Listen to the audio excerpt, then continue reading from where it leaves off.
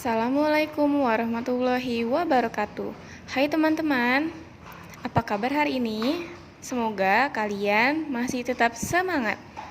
Dan di pembelajaran hari ini kita akan mempelajari tema 2, subtema 1 dengan muatan pembelajaran IPS dan SBDP. Disimak ya. Kondisi geografis Indonesia sangat beragam. Ada wilayah daratan dan perairan. Kondisi geografis yang beragam ini menyebabkan pula beragamnya kegiatan ekonomi di Indonesia. Keragaman ini disesuaikan dengan kondisi alam dan geografisnya suatu wilayah.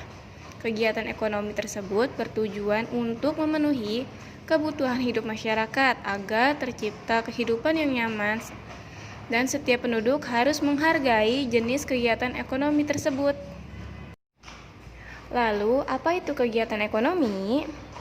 Kegiatan ekonomi adalah semua kegiatan yang dilakukan manusia untuk memenuhi kebutuhan hidupnya. Manusia tidak dapat menghasilkan semua barang yang dibutuhkannya sendiri. Oleh karena itu, manusia melakukan berbagai jenis kegiatan untuk memenuhi kebutuhan hidupnya. Dan sebagai negara kepulauan, Indonesia dikaruniai sumber daya alam yang melimpah. Karunia ini sudah sebaiknya kita syukuri dan kita manfaatkan secara bijak. Pemanfaatan sumber daya alam tersebut dapat dilihat pada berbagai bidang usaha seperti berikut ini. Yang pertama, pada bidang agraris. Indonesia dikenal sebagai negara agraris. Sebutan ini disebabkan banyak penduduknya bermata pencaharian sebagai petani. Usaha agraris meliputi kegiatan pertanian dan perkebunan. Hasil dari pertanian Indonesia adalah padi, jagung, ubi jalar, kentang, dan kedelai.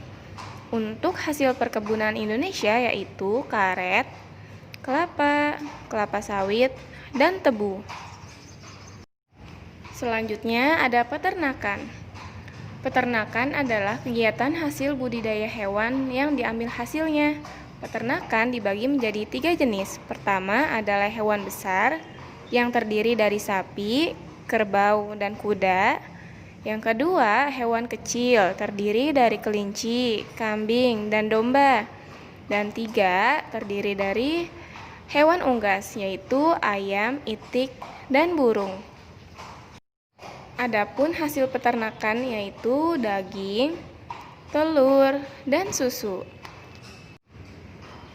Kemudian ada di bidang perikanan. Perikanan dibagi menjadi 2 jenis, ada perikanan darat dan perikanan laut. Yang termasuk jenis perikanan darat adalah ikan lele, ikan nila, ikan mujair, dan ikan mas. Untuk perikanan laut ada udang, kerang, dan garam.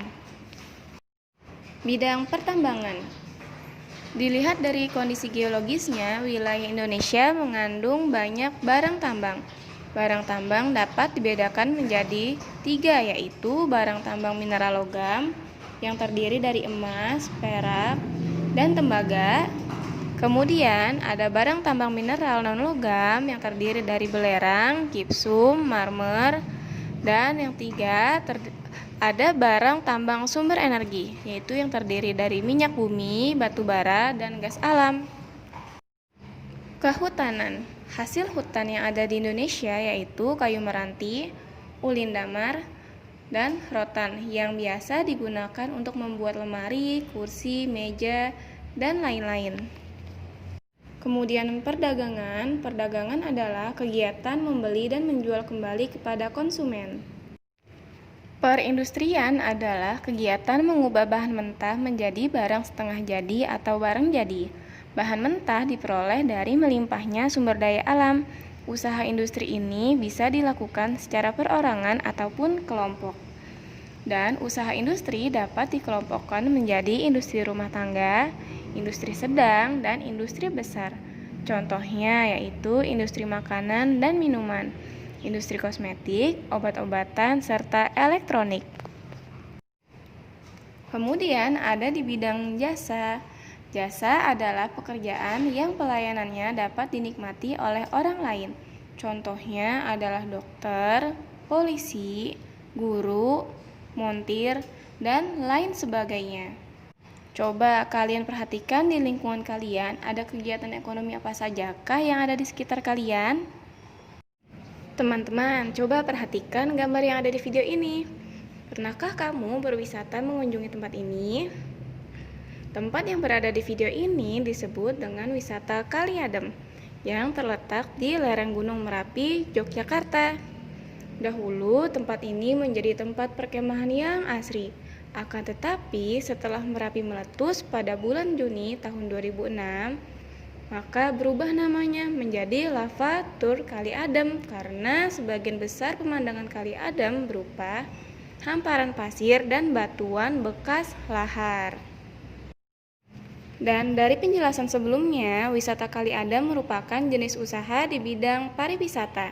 Selain itu, jenis usaha di bidang jasa ada perbankan, asuransi, kesehatan, dan hukum. Sektor jasa di Indonesia, terutama pariwisata, berkembang pesat. Pesatnya jasa pariwisata didukung potensi panorama alam Indonesia yang indah dan disebut dengan objek wisata. Objek wisata dibagi menjadi dua, yaitu objek wisata alam dan budaya. Untuk pada video ini ada objek wisata alam yang terdiri dari danau, pantai, dan bukit. Adapun objek wisata budaya yaitu kesenian daerah dan upacara adat. Berkembangnya sektor pariwisata menumbuhkan usaha-usaha penunjang jasa pariwisata. Usaha-usaha di bidang jasa pariwisata antara lain yaitu pengelola jasa penginapan seperti hotel, motel, wisma, dan losmen. 2. Usaha penjualan barang cenderamata atau souvenir. 3. Penyedia jasa pemandu wisata atau tour guide. Dan yang 4, penyedia jasa pariwisata dan transportasi atau tour and travel. Selanjutnya kita akan mempelajari SBDP dengan topik mengenal tangga nada diatonis mayor dan minor. Apa itu tangga nada? Tangga nada adalah urutan nada yang disusun secara berjenjang. Seperti pada contoh berikut ini. Tangga nada diatonis biasanya ada pada alat musik piano dan organ. Dan tangga nada diatonis dibagi menjadi dua, yaitu tangga nada diatonis mayor dan minor. Ciri-ciri tangga nada diatonis mayor adalah bersifat riang gembira, bersemangat, dan biasanya diawali dan diakhiri nada do. Namun tidak menutup kemungkinan diawali dengan nada so atau mi dan diakhiri nada do. Contoh lagu tangga nada mayor adalah Indonesia Raya, Maju Tak Gentar, Garuda Pancasila, dan Hari Merdeka. Ciri-ciri tangga nada diatonis minor.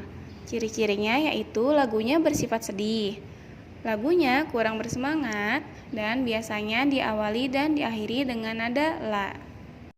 Contoh lagu tangga nada minor adalah Gugur Bangsa, lagu Syukur, lagu Himna Guru, dan lagu Tanah Airku.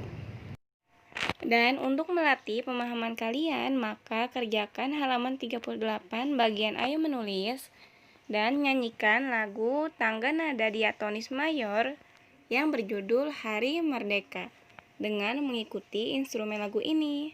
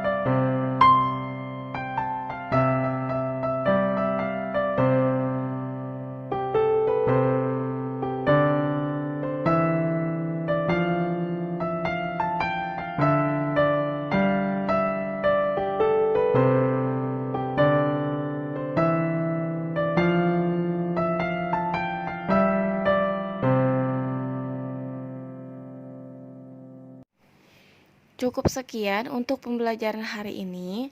Semoga apa yang kita pelajari dapat bermanfaat di kemudian hari. Seperti kata pepatah, apa yang kalian tanam hari ini, itu yang akan kalian tuai di kemudian hari. Jadi, belajarlah dengan sungguh-sungguh karena sesungguhnya hal itu akan bermanfaat untuk kalian di masa depan. Dan buatlah ayah bunda kalian bangga. Wassalamualaikum warahmatullahi wabarakatuh.